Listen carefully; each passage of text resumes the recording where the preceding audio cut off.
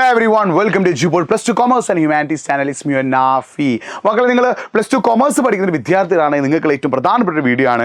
ആരൊക്കെ കേരളത്തിൽ plus two commerce പഠിക്കുന്നുണ്ടോ അവർക്കൊക്കെ വീഡിയോയുടെ ലിങ്ക് ഒന്ന് അയച്ചു കൊടുക്കുക. പ്ലസ് ടു കൊമേഴ്സിനുള്ള ഓണം എക്സാം എന്ന് പറയുന്നത് ഓഗസ്റ്റ് 18 മുതൽ ഓഗസ്റ്റ് 29 വരെയുള്ള ദിവസങ്ങളിലായിരിക്കും നിങ്ങൾക്ക് പ്ലസ് ടു കൊമേഴ്സിനുള്ള ഓണം എക്സാം നടക്കുക.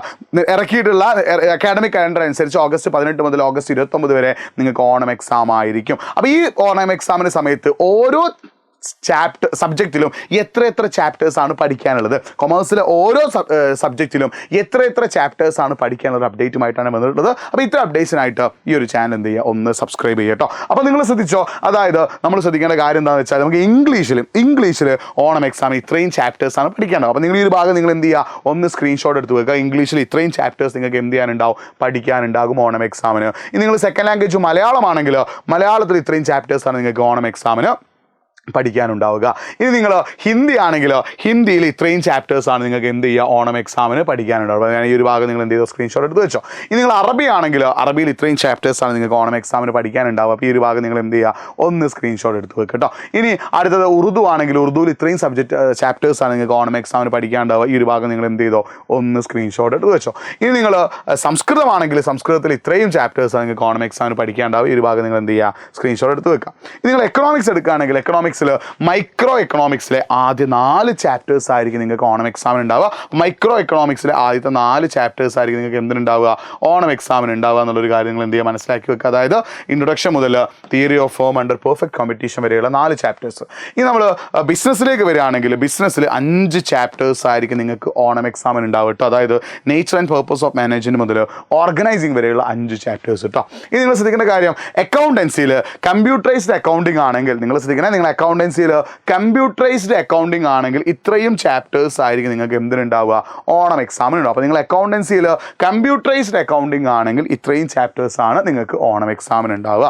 ഇനി നിങ്ങൾ AFS അക്കൗണ്ടൻസിയിൽ ഇത് AFS ആണെങ്കിൽ അക്കൗണ്ടൻസിയിൽ നിങ്ങൾ AFS ആണെങ്കിൽ ഇത്രയും ചാപ്റ്റേഴ്സ് ആയിരിക്കും നിങ്ങൾക്ക് ഓണം എക്സാമിന് ഉണ്ടാവുക. അപ്പോൾ AFS ആര് ശ്രദ്ധിക്കുക, ഇത്രയും ചാപ്റ്റേഴ്സ് ആയിരിക്കും നിങ്ങൾക്ക് ഓണം എക്സാമിന് ഉണ്ടാവുക.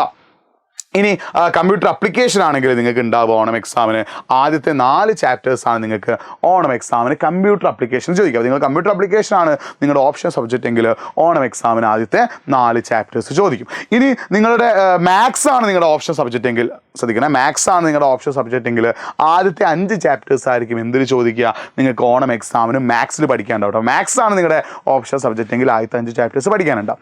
ഇനി നിങ്ങൾ ശ്രദ്ധിക്കേണ്ട കാര്യം, പൊളിറ്റിക്സ് ആണ് നിങ്ങളുടെ ഓപ്ഷൻ സബ്ജക്റ്റ് എങ്കിൽ ആദ്യത്തെ 7 ചാപ്റ്റേഴ്സ് ആയിരിക്കും നിങ്ങൾക്ക് എന്തിനുണ്ടാവുക, പൊളിറ്റിക്സിൽ പഠിക്കാനുണ്ടാവുക. നിങ്ങൾ കൊമേഴ്സ് വിത്ത് പൊളിറ്റിക്കൽ സയൻസ് ആണെങ്കിൽ നിങ്ങൾ ശ്രദ്ധിക്കേണ്ട കാര്യം, ഇന്ത്യ സിൻസ് ഇൻഡിപെൻഡൻസ് എന്ന് പറഞ്ഞ ടെക്സ്റ്റ് ബുക്കിൽ 7 ചാപ്റ്റേഴ്സ് ആയിരിക്കും ഓണം എക്സാമിന് ഉണ്ടാവുക. ഇനി നിങ്ങൾ ശ്രദ്ധിക്കേണ്ട കാര്യം, സ്റ്റാറ്റിസ്റ്റിക്സ് ആണെങ്കിൽ ആദ്യത്തെ 5 ചാപ്റ്റേഴ്സ് ആയിരിക്കും എന്തിനുണ്ടാവുക, ഓണം എക്സാമിന് ഉണ്ടാവുക. സ്റ്റാറ്റിസ്റ്റിക്സ് ആണെങ്കിൽ ആദ്യത്തെ 5 ചാപ്റ്റേഴ്സ് ആയിരിക്കും നിങ്ങൾക്ക് ഓണം എക്സാമിന് ഉണ്ടാവുക.